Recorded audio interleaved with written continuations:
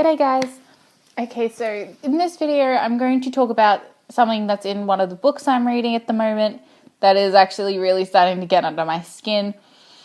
And that is, the book that I'm reading at the moment is, I'm reading the third book in the House of Night series. Now, this series is actually a vampire series, but the way I read it is more of a Wiccan. So basically, it's Wicca combined with vampires, and it's really, really good. Like, it's basically not your traditional age-old vampire story or anything like that. It basically covers a lot of real teen things and some not-so-teen things. Read, written from the point of view of Zoe Redbird, who is the main protagonist, and it is written in first person. Now, personally, I'm really enjoying this series. It's a really good series, and it's well written. Definitely a good book. There's about 9 or 10 books in the series, and I actually have all of the books here. Like I said, I'm on book 3, which is Chosen. So like I said, I want to get this stuff out of the way first, because I don't want to sound like I hate the book or hate the series, because I honestly really don't. I actually really enjoy it, but it's just this little thing which is really getting under my skin. So basically, it's really well written. It's really well written.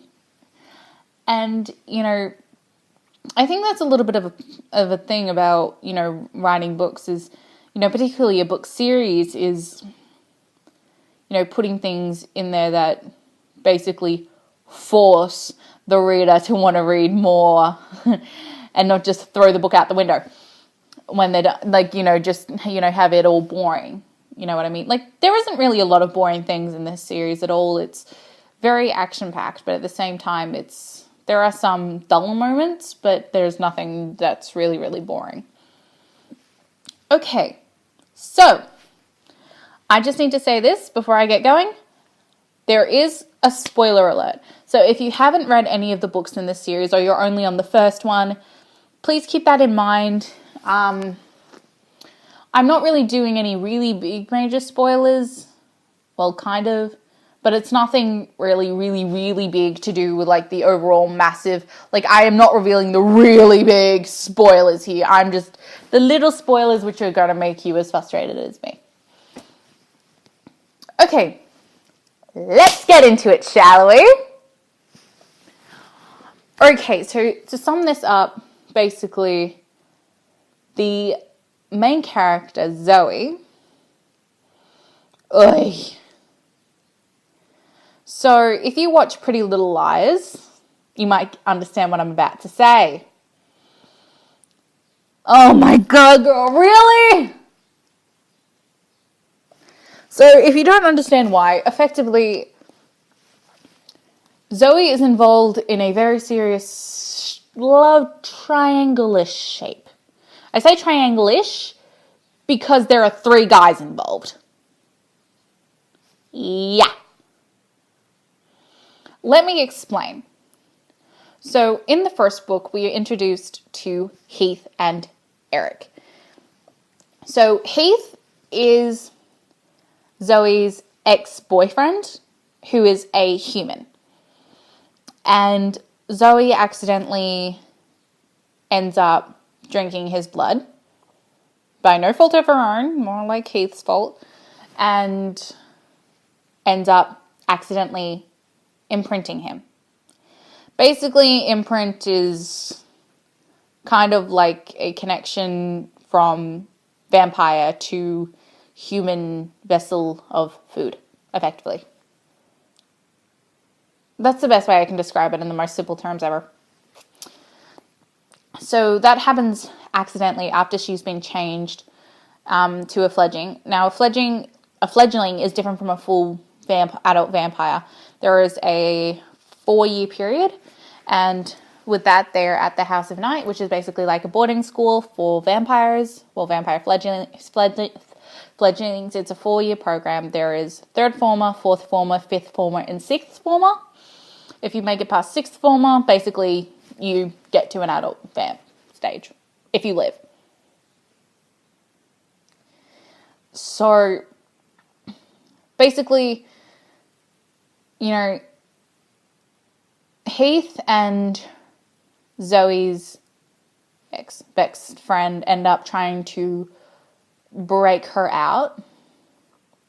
And that's when she accidentally imprints on him the first time, which is only very, very little, because she only takes a little bit of blood and it's his fault, really, whatever. And the second time it becomes a proper imprint because he ends up actually slitting his neck open so she can drink, and it gets very hot and heavy. Now, to say that, Zoe is actually a virgin. However, with the way things have been going, there is, in my mind, that little question of, okay, how much longer is she going to be a virgin for, and who the fuck is she going to lose it to?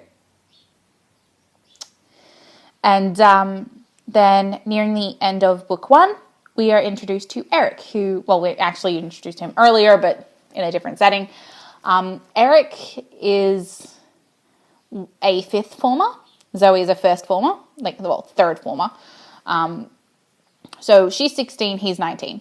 And, he's supposed to be, he's really, really talented in the arts and everything like that, and he's really hot and blah, blah, blah. And, they end up starting to go out around the beginning of the 2nd book. So they're dating and whatnot, and there is some complications. He actually saw Zoe drink Heath's blood in the 1st book, the first time. The second time was not really any fault of her own. Then, Heath, she ends up starting to date Eric. And they're together, and, there's always that complication of Heath. And then in the 3rd book, honestly, I'm starting to wonder if she's going to have 9 or 10 guys by the end of this. We are introduced to Lauren. Lauren is a bloke, by the way. Lauren is basically a poet laureate. So he's teaching poetry at the House of Night, and he's a teacher, but he's not really a full-blown teacher. So basically he's not a sub, but he's a temporary. So he's not a full-blown teacher, but he's effectively like a student teacher type of thing. And I think he's supposed to be in his 20s, from what I can gather that is. So he, again, is supposed to be very, very, very good looking. So basically, Zoe is involved with all of these blokes. And it's just God! And effectively, I was waiting for stuff to do at my mum's work today, and, I was reading Chosen, 3rd book, and oh my God! Zoe! It's just fucking hell! Seriously, she officially started secretly seeing Lauren behind everyone's fucking back. It's just God, it's driving me insane. And Lauren actually asked her to go to his bedroom. She didn't go because she had other plans, but chances are if those plans weren't in place, then she would probably maybe have gone. I don't know. But yeah, it's driving me absolutely crazy. I mean, I don't know who she's going to officially end up with, if she's going to lose Eric, because she loves Eric and she really cares about him. And then there's the whole Heath issue, and it's driving her crazy. And then obviously Lauren, and here's the thing. For her birthday, she got 3 presents, one from each of these. Well, she got more than 3, but 3 key presents. She got a necklace from Eric, she got a bracelet from Heath, and she got a pair of earrings from Lauren. Now, she actually describes how all of them felt kind of heavy on her after, the whole thing with Lauren happened. And it's just well. So I'm only up to chapter 8 in book 3, and at my mum's work, I was just get to the end of the chapter, just get to the end of the chapter and you can close this fucking book for now. And I was finished, I was just yep, put it in my bag, done, finito, nope, done. it's so frustrating. Like, I don't know if you guys have ever had books like this where you've had bits where you're just like, God damn it. But yeah, I definitely think it's really, really well written and everything, but it's just like, God. So yeah, I hope you guys enjoyed this rant. I think it's probably a bit different from the usual anger and, insanity, but it's about something, which I do deal with, like, I think it's a bit more common than, that people find things in books and whatnot. I mean, I'm going to rant, like, if I get a rant idea, I'm going to rant about it, and if I find things that are very frustrating, I'm going to rant about them.